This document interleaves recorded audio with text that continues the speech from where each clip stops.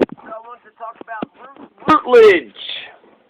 The campaign for the Democratic primary against Lauren Boebert is heating up. So Routledge is a Lauren Boebert opponent. Routledge, he's an aggressive progressive. I think I like Routledge the best out of all the ones that have been presented so far.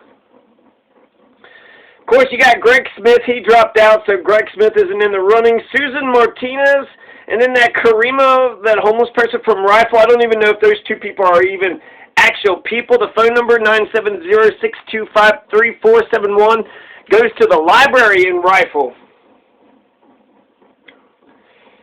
So you got Kerry Donovan, you got Routledge, you got Donald Valdez, you got Colin Wilhelm, and then you got Sol Sandoval. And I really like Sol Sandoval, and I like Routledge. Now, I like all of them, you know, as far as likability goes. But in terms of being a progressive and their policies, I know that Routledge and Sol Sandoval are unapologetic, unabashedly progressive. Routledge wears the progressive label right on his sleeve. He's trying to build a progressive future for the Democratic Party. So he's not just thinking of the here and now. He's the old-ass grandpa that's planting trees that he'll never see the shade of. So Routledge of Durango, he's actually a Canadian. He's fantastic. I'm going to get into Routledge.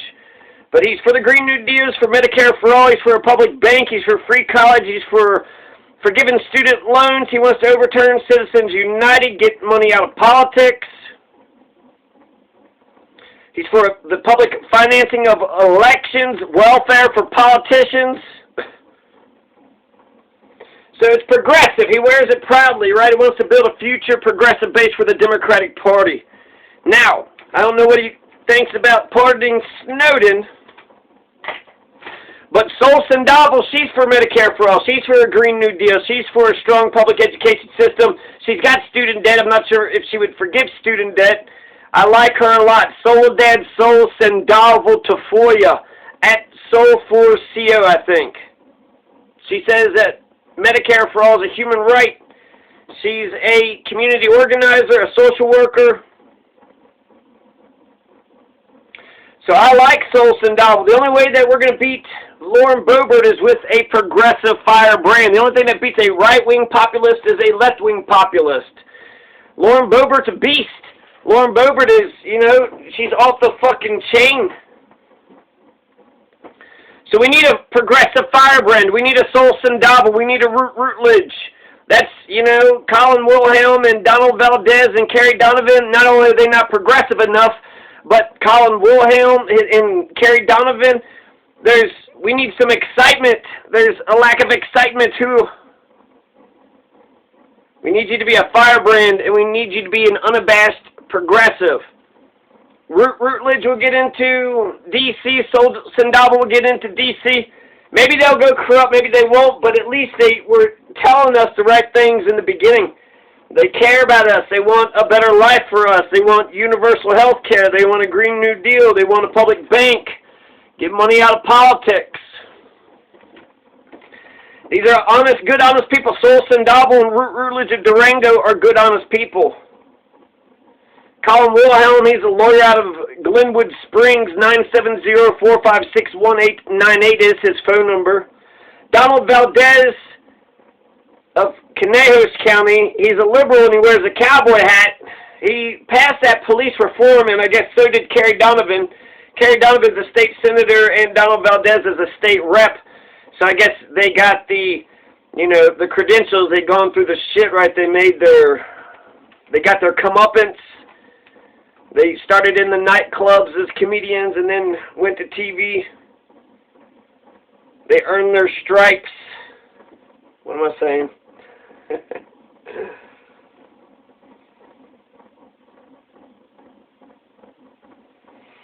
So yeah, I think at Routledge, I think, is my guy. So let's get on with who is Routledge. He's a progressive. While Sol Sandoval is a progressive, Routledge is just like, he just goes so far in depth. He just goes so far in depth about so many different topics. So here from his Facebook page, this is just some of his resume, which kind of matters. I think the policies matter the most.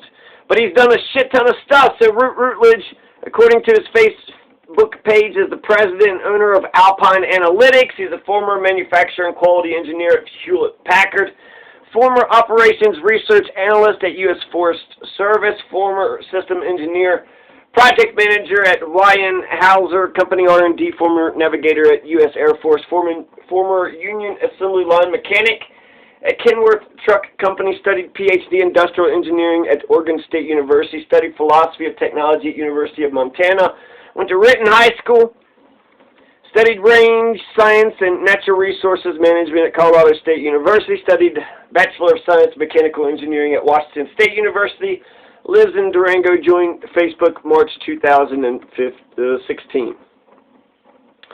So Routledge is a Canadian. He was born in Canada. He came to America when he was 7 years of age. So he's not even an actual American. He's actually he's old as shit. He was fought in Vietnam. So he's actually like a super duper American. He's done a whole bunch of shit. He moved to Colorado, settling in Durango for 25 years. So he's been in Colorado for 25 years.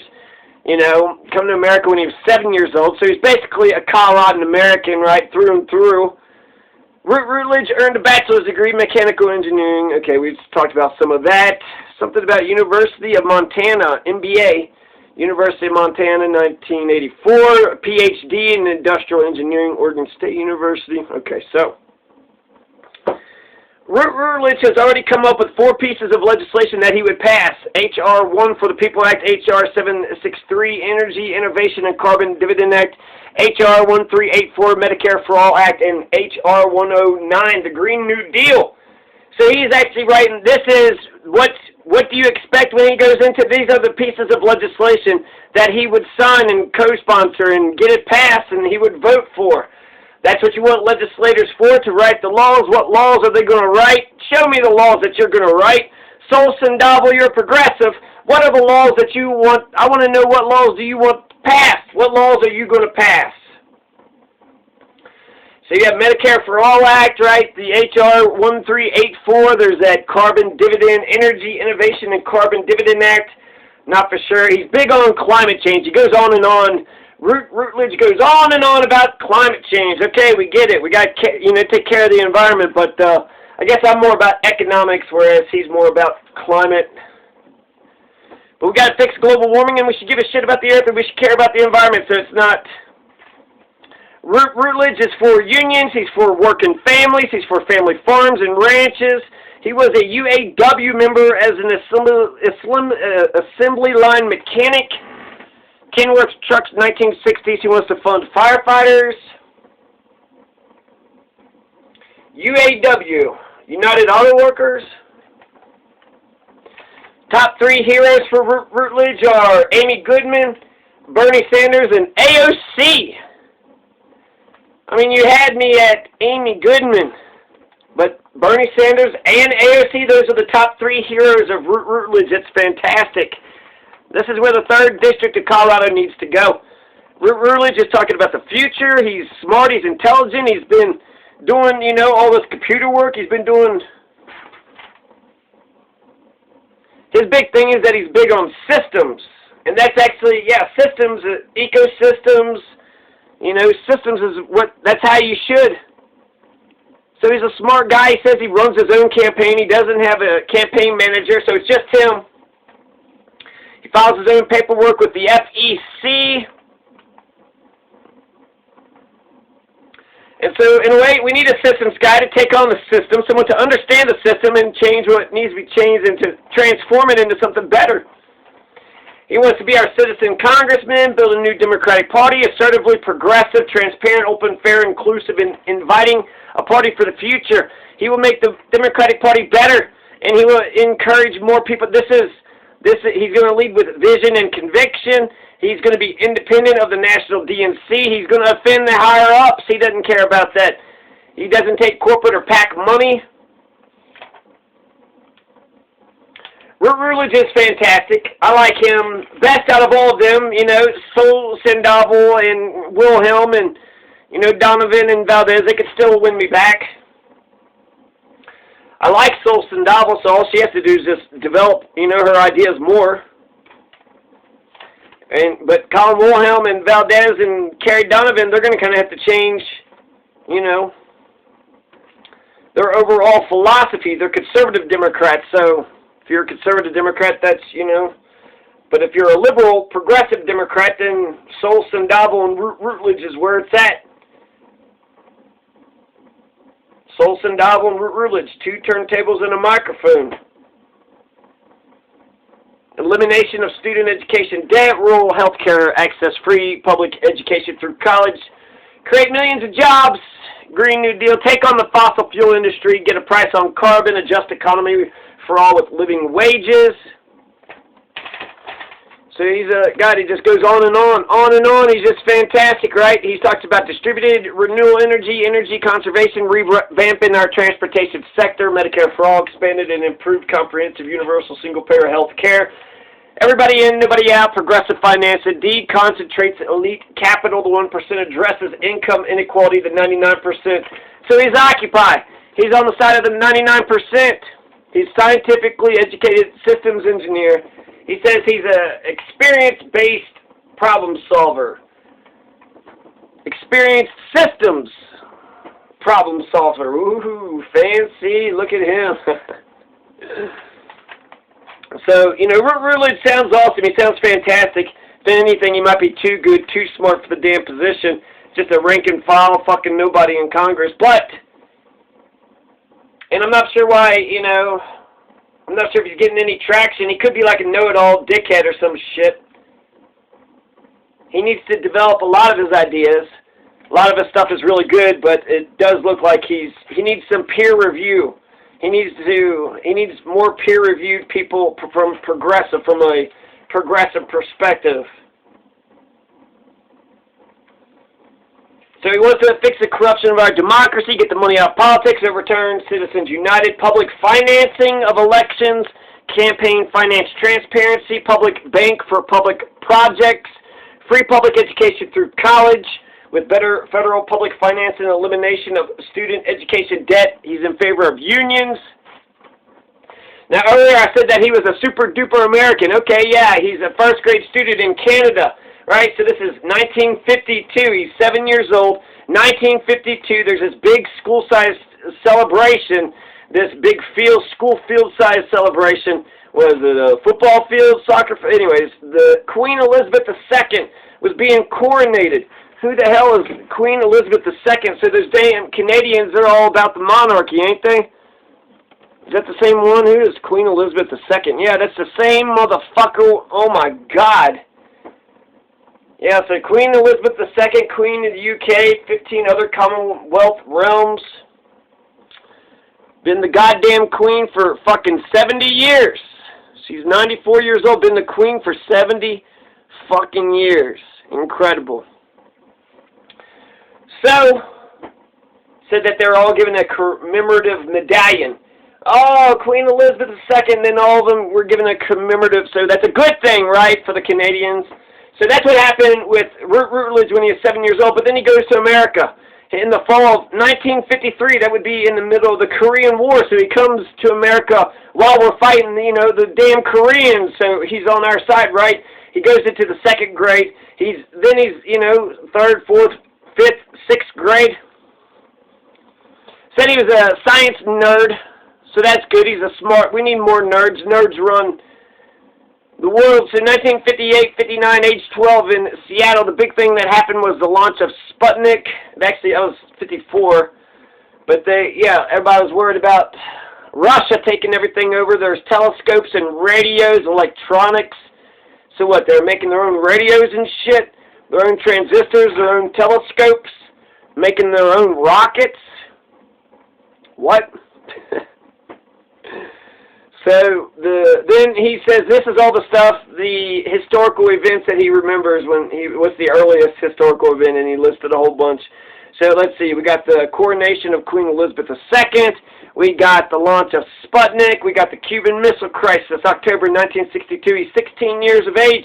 He said that there was kids who quit high school, joined the army to fight our enemies because of the perceived threat and emotional response of many. What? The damn Cubans? The damn Cubans are going to take America over? That little tiny island is going to take us, the entire nation? No! No! We can't allow that to happen.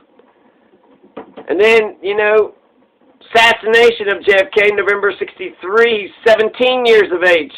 He was in band practice when the announcement came over the loudspeaker. All the students were in horror and crying. Then you had the Gulf of Tonkin resolution, LBJ. Wow, so shit. JFK gets shot, then we escalate the Vietnam War, throwing our country into the Vietnam War. He fought. He says he knew people that quit college to join the military over that. So what? The damn Vietnamese are attacking us. First the damn Cubans want to take us, now the Vietnamese want to take us over? So they joined the military. They're going to get drafted anyways. The war heated up, raged on. He says he graduated college in 68, right into this raging war, would be drafted, but couldn't be an officer as a non-citizen. So, fought in Vietnam, got his U.S. citizenship in 1968, joined the U.S. Air Force, fought the war from 1968 to 1972 for Nixon. So he fought for Nixon for 4 years. The next big historical event was our involvement in the Middle East, attacking Iraq, January 1991. He was 44 years of age in 9/11. He was 54. Then invading Iraq, he's 57. Says there's too many wars. Says his first job was an assembly line mechanic. He was a UAW union member, Kenworth Trucks manufacturer, enrolled into draftsman engineer. Had this job for 4 years, worked on my BS in mechanical engineering. He says he likes Bob Marley. His grandson's name is Kenja. If elected, he's not going to go to Washington, D.C. to reach across the goddamn dial. Routledge did work as a project leader in long-range planning with the U.S. Forest Service after working in the industry and government for 20 years. Campaign trip. He had this campaign trip and he visited all 29 counties in the large rural Colorado 3rd District. He met a couple in Mineral County in the town of Creed, Colorado, who shared their heartbreaking story with Routledge. They were in their late 50s. The gentleman was a 17-year-old employee of the town's water and sanitation department. He incurred an injury that debilitated him for a year, causing him to lose his job, which caused him to lose his health insurance. His wife got cancer, which he was even more concerned about. With no health insurance, our meager savings for retirement has been rapidly bled away by medical expenses. Now with hardly anything left, they told me they're struggling and not too hopeful. So they were particularly interested in MFA and how I'd fight for it. Now compare that to Carrie Donovan. She said we need to get Medicare for all because her girlfriend couldn't go skiing because she had a lack of health care. Her girlfriend couldn't go skiing. Oh no, Carrie Donovan's girlfriend can't go skiing, so therefore we need to get some health care. Meanwhile, he's like, the lady had to travel 5 hours to a city on the Front Range where she could be treated. She's got cancer. He's lost his health care. He's had to go, you know, he had an injury that lost the job. Now he has no health. She got cancer. Had to travel 5 hours away. That's a real health care story. Carrie Donovan's got a shit ton of power. She's trying to get the public option passed, but shit, why can't you get this shit done as a Colorado, state senator? If you don't have power to get a public option for Colorado, are you going to get public option for America? I mean, either America's got to get us a public option or Colorado. Somebody's got to get us a goddamn public option. If it's not one, it's got to be the other.